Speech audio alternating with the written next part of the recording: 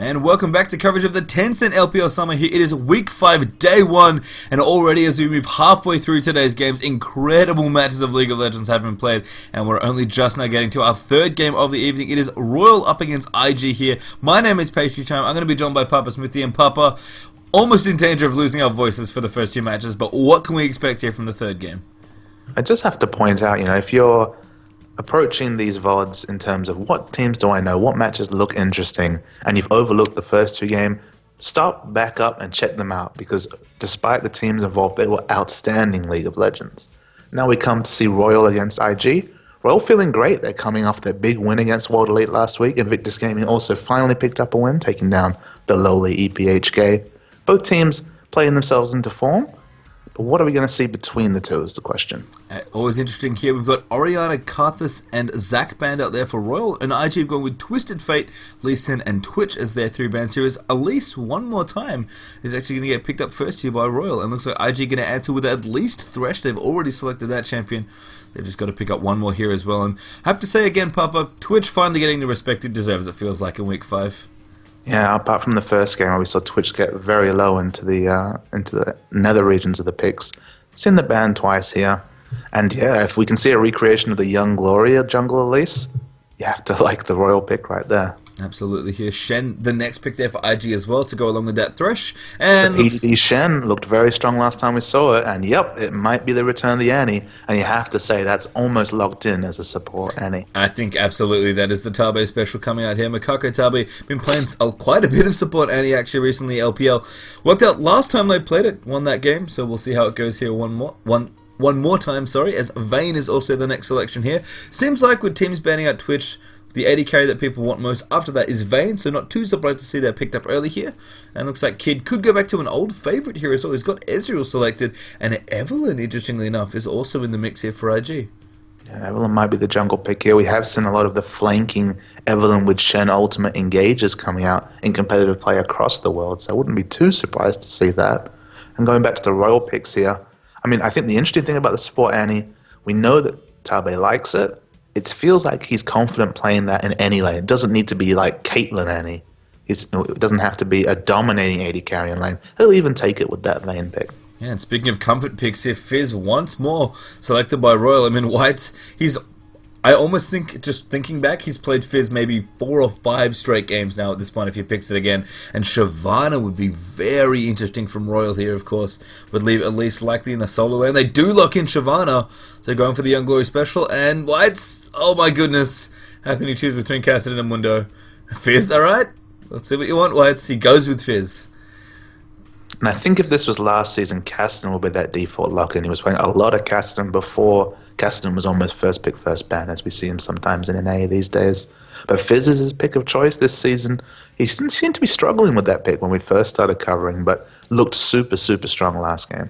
Royal in general seem a little hot and cold. They've got kind of a very unique style where they tend to have, the aggression of Whites, the aggression of Tabe, who, to be fair, are very close old friends, so that kind of makes a little sense. They like to play in tandem together. Uzi, of course, very consistent, a great AD carry, but the team really seems to benefit when they're ahead.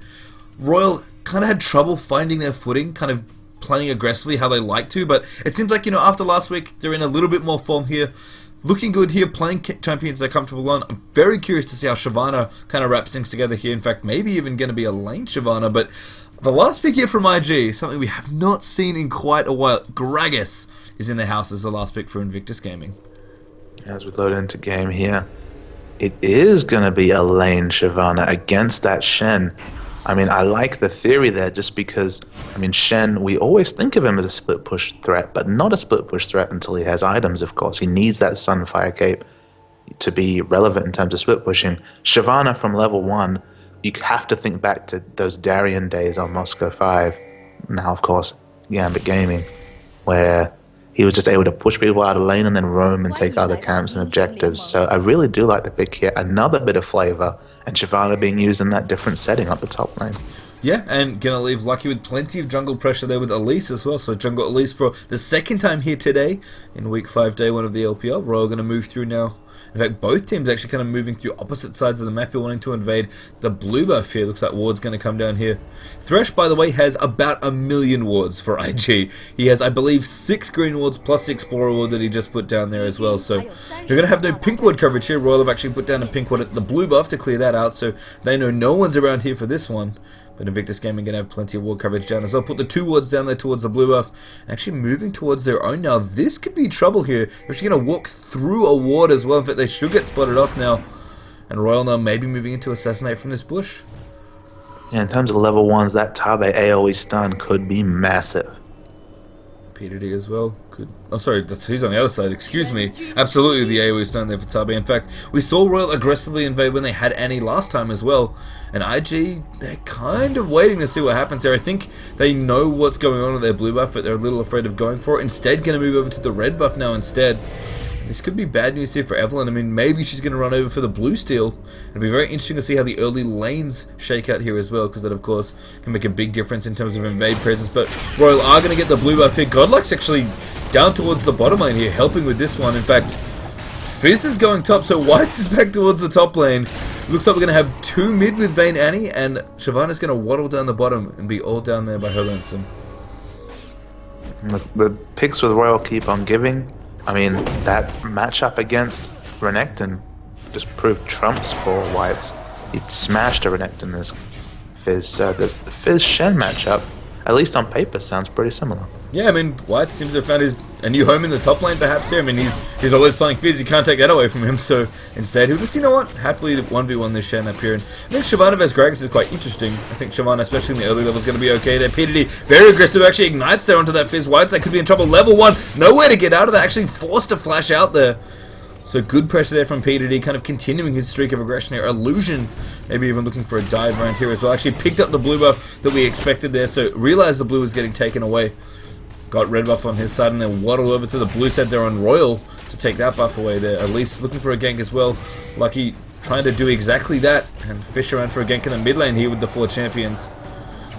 Now going to wrap around this Ezreal. In fact, Tabe very aggressive, going in for the stun repel in there as well. Shasha getting dove on, and that's going to be first blood picked up for Vayne. Tabe though quickly getting dispatched by Kid as well. And a nice trade there in the mid lane. Lots and lots used there for Royal to pick that up now. That could be bad news there for Whitey. Playful Tricks is out of the way though. And Illusion was there for a long time in the top lane. I think Evelynn was hoping that Fizz was going to be at level 1 long enough to get tower dive. But once Playful Tricks is up, Papa Smithy, much harder to gank that Fizz. I'm hoping that he didn't skill Playful Tricks to level 2. But after that level 1, he was always going to choose an escape option. And now level 3, Whites has pretty much whatever he needs to at this point. And double Doran's Blade now as Ezreal returns to lane. At this point, both these teams, I think, funnily enough, I've said about both of them in the past, they look best when they're ahead. I guess the question, Papa Smithy, is now they have to play each other, is which team's going to get more ahead here in the early game? Yeah, absolutely. And that makes for exciting League of Legends, you have to say. Absolutely here. I mean, Shyvana Gragas is all sorts of craziness. I said that I think Shyvana has an advantage in the early levels, just generally. I think Gragas has trouble pushing until he gets levels. Obviously, as an AP champion, scales well with those abilities, so the more levels, the better there for Gragas. But be interesting to see if that matchup turns at all in that 1v1 lane, as Gragas does, in fact, get the levels that I described. So, curious to see that here. PDD, in fact, both the players in the top lane going to look to play very aggressively, just in general. So, be interesting to see who comes out on top there. And mid lane, I don't even know what's going on there. There's too much craziness potentially with all 4 champions stuck in the mid. In fact, Illusion here looking to maybe go through. The hook there tumbled out from Uzi. And Royal's dual lane in the mid, going to be okay just for now. In fact, Elise is even hanging around the back there, looking to make something happen. It seems like all the efforts are really focused on this mid lane right now, Papa. And bottom lane's just really eclectic, just because we've talked about how Shyvana has all that wave clear. Gragas has a great wave clear at 9, but kind of struggles before then. So it's one of those cases where Shyvana wants to take advantage of the fact that she can really clear these waves, but she doesn't necessarily want to push it into turret. She wants to keep it away from turret, because with that with that W, the Drunken Rage, able to get 30 AD for free and last hit all day at turret. So she just wants to control the lane away from turret, just to deny as much CS from Gragas as possible. Lucky up towards the top, they're looking for a gank. In fact, still looking there in the top. Thought about backing off him, but Peter D is still around. Could get himself cocooned up here by Elise. Just has to walk. Yep, there we go. That's what they want to set up. Cocoon coming through. Damage in there as well. So Urchin Strike's going to make it, but there's Repel over the top. And that's going to be the kill for Whites. Too much dot damage there for Fizz. And Ignite plus the W pick it up. Yeah, the kill potential for Fizz, sky high at all points in the game, Pastry Time. Once you hit level 3, doesn't matter if you're a tank early game, you don't have the items to deal with that Fizz damage. I have to say, one thing that kind of strikes me in this comp that I believe, if I recall correctly, was quite similar about Royal's last comp that we saw them play in Week 4, is that they kind of have an aggressive pressure-based jungle, and then they have lots of good lanes to gank as well. They've got Tabe stun, they've got Fizz, who's just great follow-up damage with... that's able to close the gap quickly. And even Shyvana, I mean, we've mentioned her from the jungle how she doesn't CC, but she's got great damage in a gank. You reverse that process and that's still the case there. Absolutely, the damage ganks are still a very real thing. And, I mean, at least she gives everything. That's one of the reasons why she's so popular, is that she has CC and immense burst damage from the jungle. And it's funny how we speculated that Shyvana might be a product of the LPL, just general matter of not warding all that much in the early laning phase here. Shasha going to come in there, illusion out of invisibility. Tabe gets hooked and blown up by Kid as Mystic Shot comes through, but here's the flash repel looking for Shasha. Lucky's going to find that great stun onto Kid in there as well, as Azul's going to get tied up there, but now Kid chasing out the Lucky. Illusion a little low there. Maybe that's the target they should have gone for there. Possibly if that Cocoon had hit a guaranteed kill, but a great skill shot there from Lucky regardless to kind of lock that Ezreal down, prevent some damage and almost get the kill there as well. So a nice 1-for-1 trade there in the mid, almost makes it 2 there for Royal, as Lucky with again some nice timing around mid comes through, but right now the game's still kind of balanced pretty precariously here. Royal with 1,000 gold lead with just that 1 kill ahead, and now maybe looking to take up this blue buff. Now, interestingly here you see, as we see, now the blue buff is secured by Zitai. The interesting thing I see is that we've seen the DPS Shen come out here, the Doran's Blade comes up. On the one hand, you can see what the theory is there. I want to be able to trade better with this Fizz.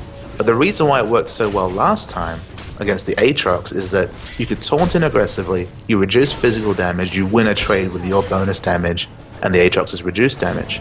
But whenever he taunts, if Whites has that W activated, you're doing grievous wounds and percentage health damage, and it's all magic damage, so you're not reducing anything there. So I don't feel like there's ever a situation where PDD can aggressively taunt and win out on a trade.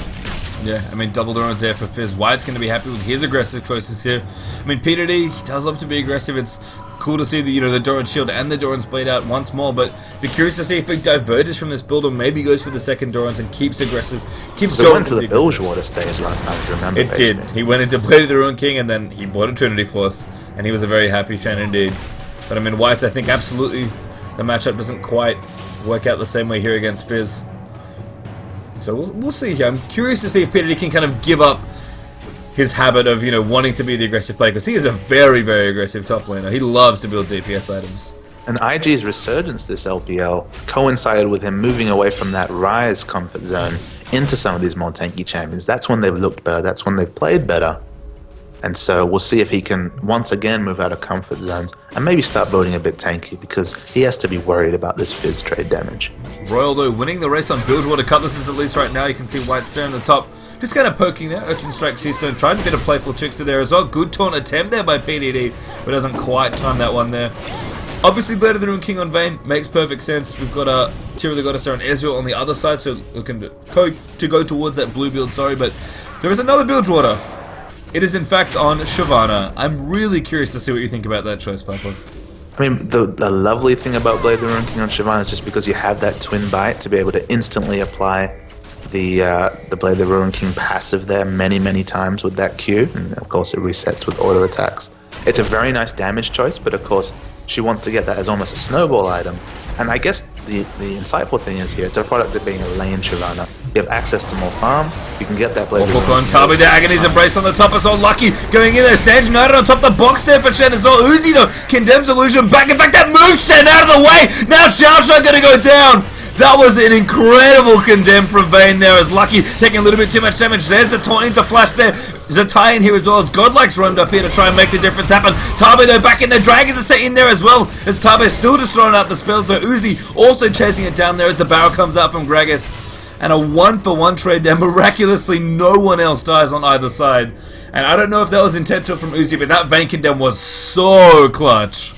just given how strong an AD carrier player Uzi is, let's assume that was intentional. You have to feel almost bad for Uzi that he didn't get more of a trade there, because that ended up being a brilliant, brilliant play to condemn away. Absolutely magical play there from this Vayne here as we continue farming. And mid, Kid has double buffs, by the way, which is certainly not good news for the mid lane. And it's double buff Ezreal, no less.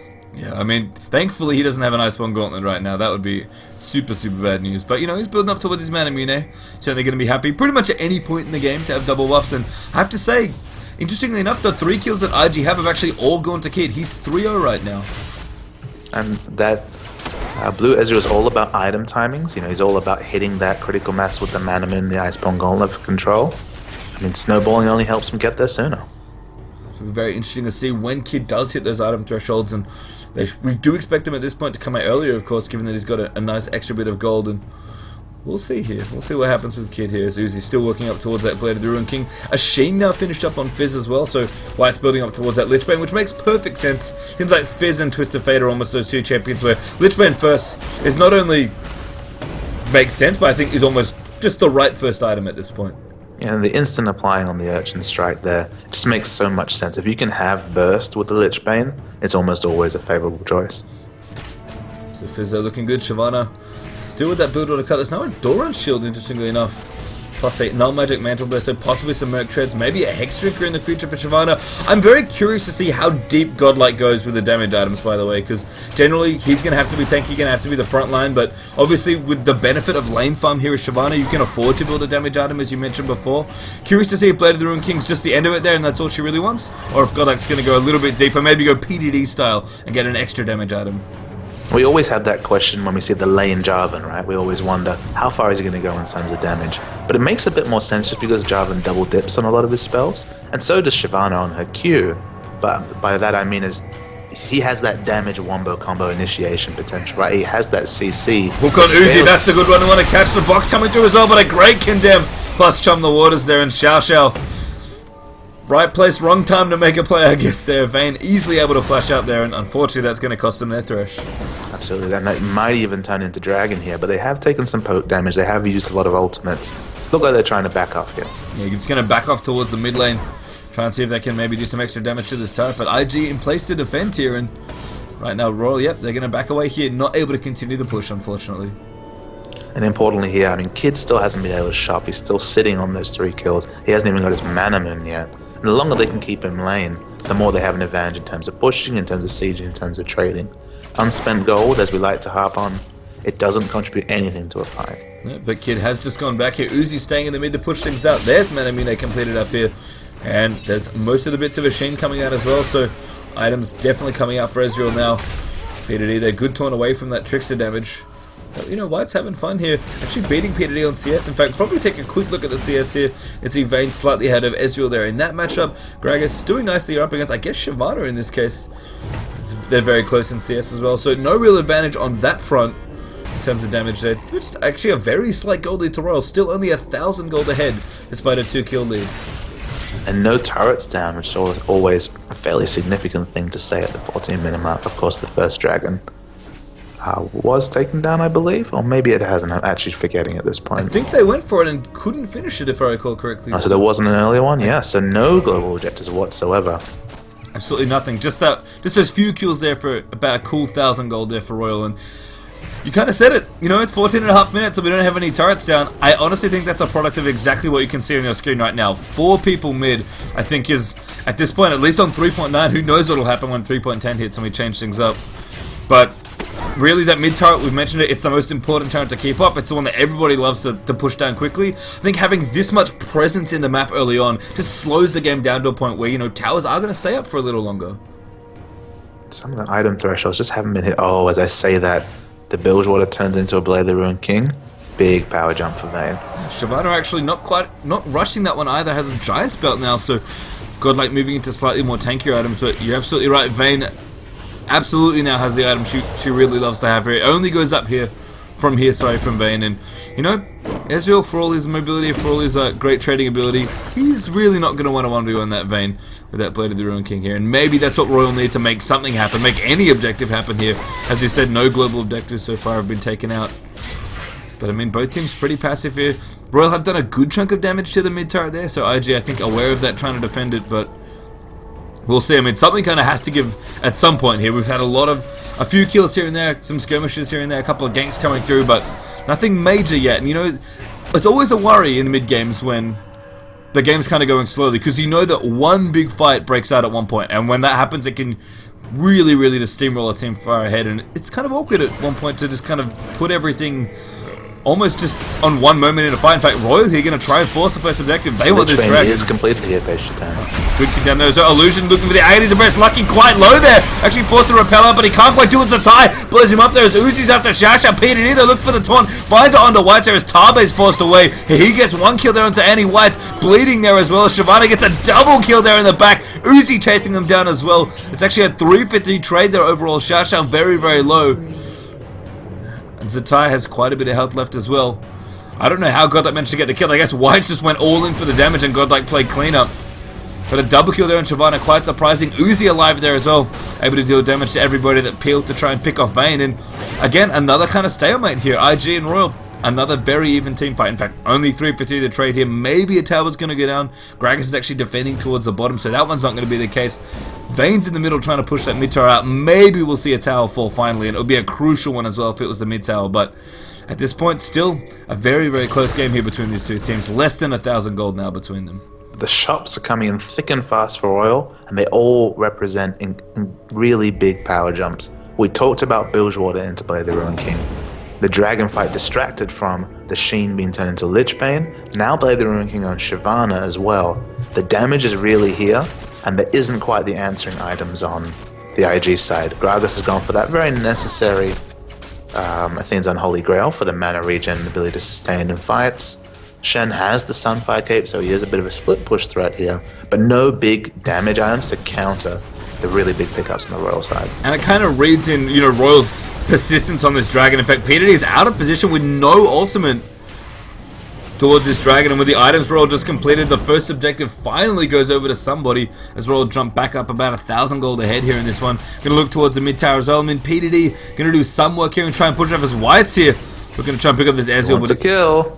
He does, he smells it out. Can he get the chum of the waters? Not quite. They're going tagged him! Kid that could be in trouble, completely jumped on there. And there's the kill for Godlike. Great aim there from Whites as he snipes him with a fish.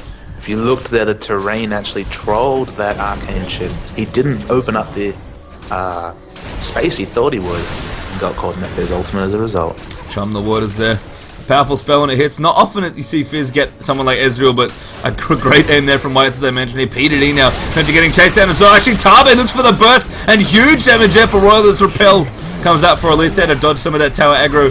Royal now really opening up. Just only needed a little bit there. Just need a dragon with PDD slightly out of position, but really looking to make something happen here very quickly here. Knocking on the door of the middle inhibitor turret now. Royal, but they are forced to back out here as Zatai's Gragas. Looks a little scary here with those double buffs, so all those item timings are just coming up Trump's pastry time. And IG, they're waiting for Iceborne Gauntlet, they're waiting for a needlessly large rod, let alone a death cap on Gragas. I mean, the needlessly large rod does come through now, but Royal have used their item timings very well. They've been very intelligent at playing to their strengths. They had the damage burst going, and they used it very effectively. And this, I mean, with the way Whites likes to play, with the fact that he's been playing so much Fizz, it's nice to see that Royal, I think, have kind of figured out the way they like to approach playing League of Legends, you know, because Whites has always been a Fizz player. He loves playing Fizz. He'll play it at almost any opportunity he gets, and Royal have played it to mixed success so far in the LPL. It feels like with this game and the last game we saw them in, Royal have kind of figured out how to best maximize, you know, the fact that Whites likes to play Assassins, that they like to be aggressive and look really good this game against IG. Still a lot of climbing to do though, to be fair. It's only about 3,000 gold between these two teams right now, but Royal, they've opened up the map now 2-1 in turrets, really looking to try and take control here and looking good here against IG. And now the needlessly large rod comes up for Whites. It's one of those scary positions that we talk about quite frequently where Fizz can burst on anyone here. It doesn't matter if it's Shen, it doesn't matter if it's Gragas. With Drunken Rage applied, he has one-shot kill potential with that needlessly large rod finished.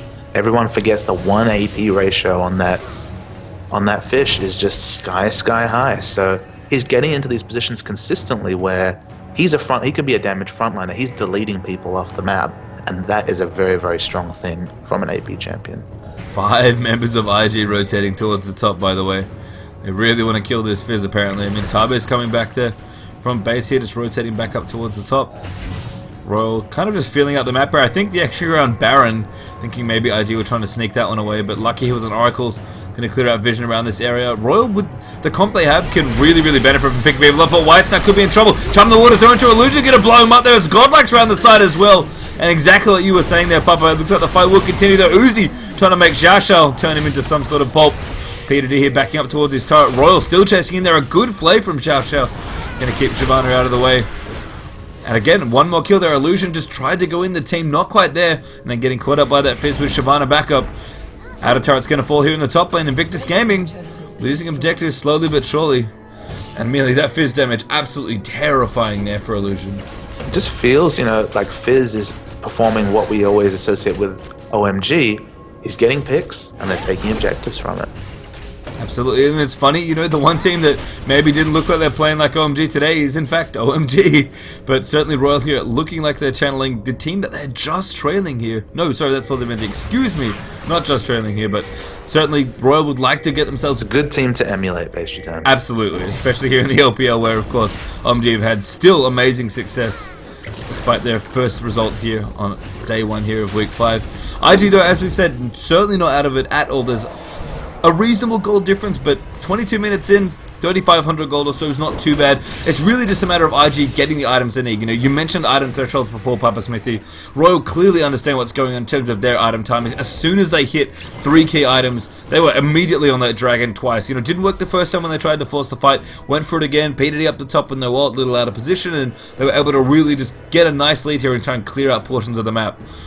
What are you waiting for in terms of item thresholds? Is it just that, Ezreal needs to finish his Iceborne Gauntlet? Is it, oh my goodness, Flash Hook there? Looks like Godlike, they're going to get caught out there. Kid over the top there. Dragon's Descent into Exhaust is not going to make it happen, and Godlike will go down as Kid picks up a nice 500 gold extra from Shyvana.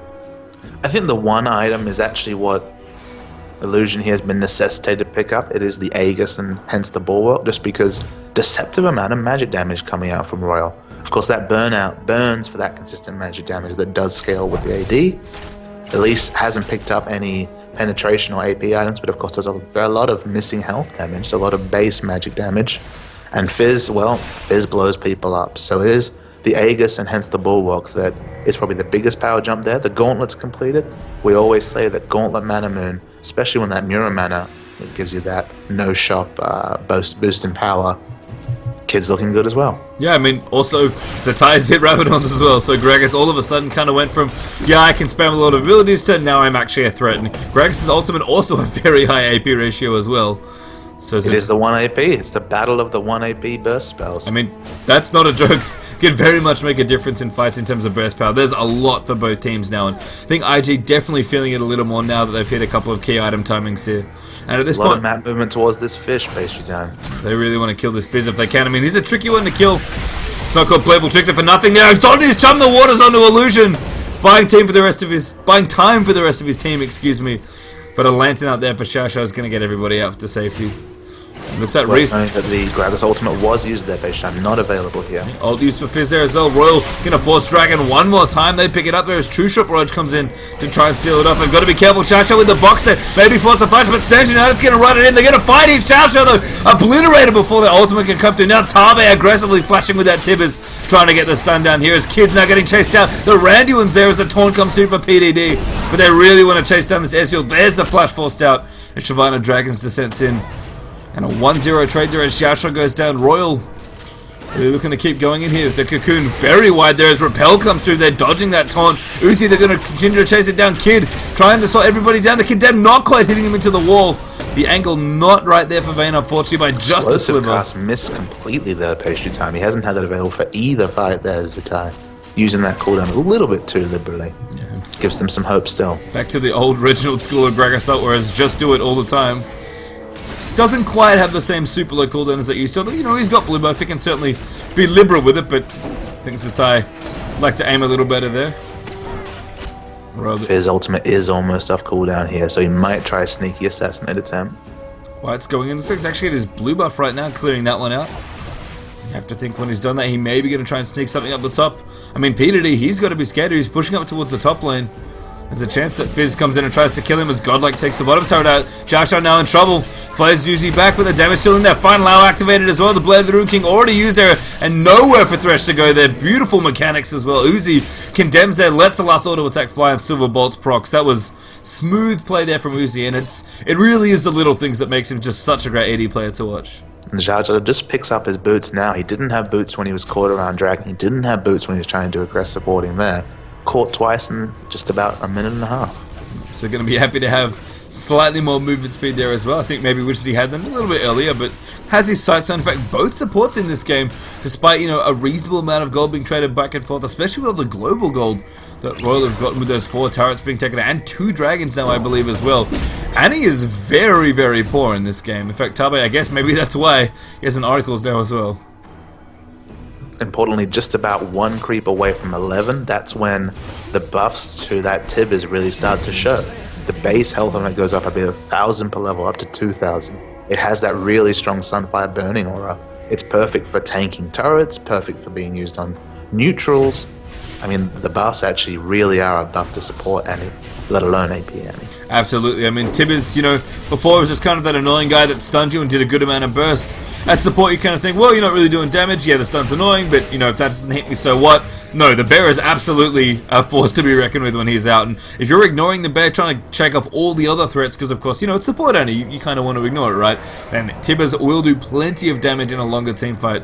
So certainly have to be careful there. And we've seen Tabe play. He just loves to aggressively initiate with Annie. I'm actually kind of surprised. I guess he doesn't have that much money, but in the last game he played, he didn't actually get distortion bits, I believe. I have to think, though, if the game's going to go long enough for him to afford it, that he's going to get it, because that guy loves to flash ult people. Sure, and he's been trying to get the Dorans for just the early pressure whenever he can, but this game obviously smarting for that gold.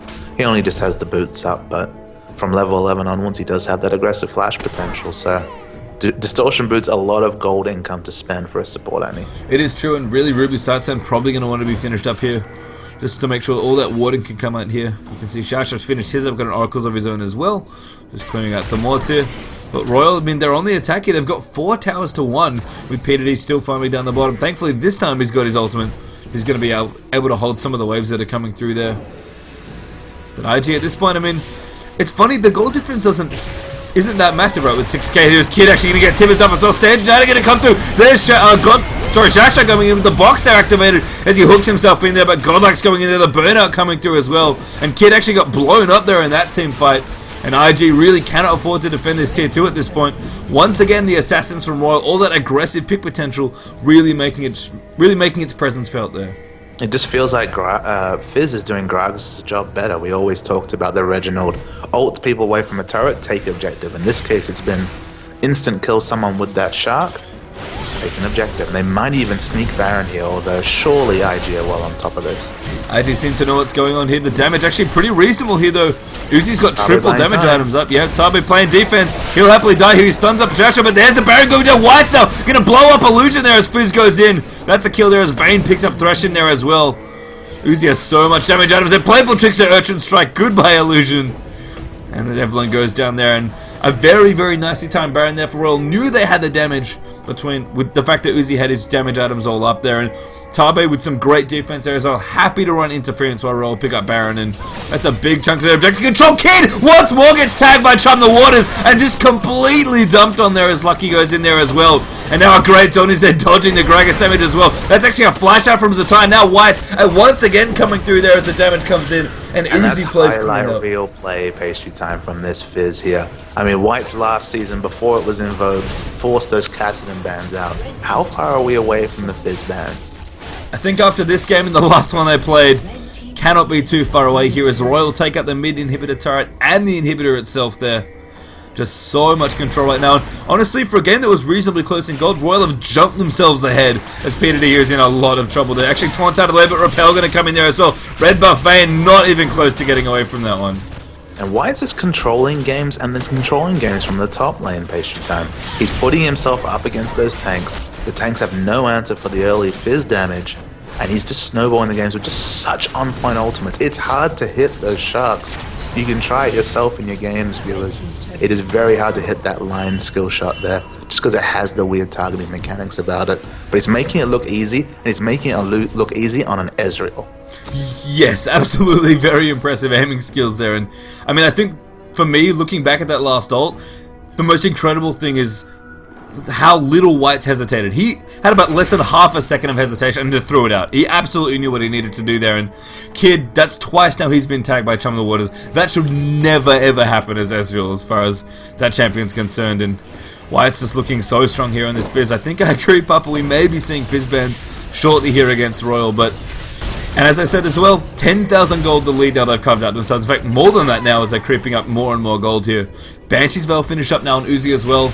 IG, you know, they were behind a few thousand gold, didn't look too bad. All of a sudden, Royal have catapulted ahead in terms of lead right now, and Invictus Gaming really going to have to dig deep to pull this game out. And it's not just, I mean, we've been focusing completely on White's play, and he deserves it. He has been the key factor for this victory. But look at the other carries here. 607 is Uzi on Dane, although he might be caught here.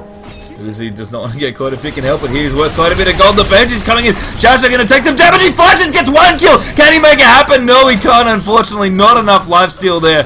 But happy to get a trade there. Picks up a big chunk of gold for Illusion, though, who happily takes the shutdown. If that Vayne had any more gold, that could have been real bad news for IG. But Uzi, I mean, he'll take the trade there. Out of position, probably doesn't want that to happen again. But thankfully, the Baron buff's already taken out by Royal. Not a whole lot in the way of objectives that IG can capitalize on. So a small mistake. Importantly, it's not just in the 717 now for the Vayne. Now even the 415 for Shyvana. Very tanky and with the respectable damage as the Shyvana. Just a lot of options, a lot of strength across the board for Royal. And all that gold, that lead that they've carved themselves out with good, solid, aggressive play, and not to mention a few fantastic Fizz ultimates. Really IG in a spot where it's very, very difficult to combat what Royal are doing. Royal, I guess, wish Uzi was alive so they could push because they've got Baron buff still ticking away, but even if, you know, they have to take another Baron here to close out this game, Invictus Gaming have a lot of hard work to do to catch up here. I mean, at least 15 minutes probably have to go by if the game stays at this point for IG to be able to farm up enough, and you have to think with the way Royal are playing, the experience that they do have as a team, it's unlikely they're going to let this game slip out of their hands, but you do never know. And I have to say, I just glanced over there to the right. Invictus Gaming have a double Runic Bulwark on their side, Papa Smithy, clearly trying to get that item in before it gets phased out of 3.10. I think I can see the logic here just because Chum the Waters, if it hits one of Evelyn or Shen, they're getting the 50, I believe more than that, I believe maybe in the 75 magic resist from that combo. I think also just trying to make sure that it covers everyone at all times when Fizz goes in. It could be important as well. In fact, God, like you're going to get 200 up at PDD. Going to have to ride the Lantern at Repel, though. Going to find him as well. Lucky gets in there as well. Shasho activates the box. White looks for Chum the Waters. Tag Shen. But not going to be able to follow up on that one. And despite the fact that that Fizz ultimate, you know, no follow up there on that one, unfortunately. The fact that White's hit that at essentially max range is amazing.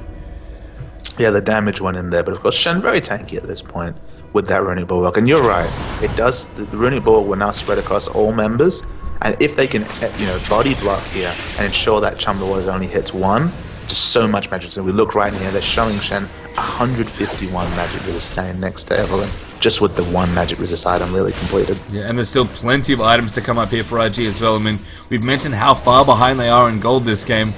They're really looking to just farm up as much as they can, just kind of hold out and weather the storm that Royal are bringing in. It's hard to say just given what's going on comp-wise, but you have to think if Royal pick aggressive assassins, the IG eventually will be able to get enough items to kind of outlast it. I mean, there is a Vayne on the other side, so there's plenty of variables here in this game. And certainly, I mean, Papa, if you want to talk about team comps in the late game, be my guest, because for me it's very hard to tell who really wins if this game, say, goes to 50 minutes or so. I mean, Fizz kind of has the same situation as LeBlanc in the very late game.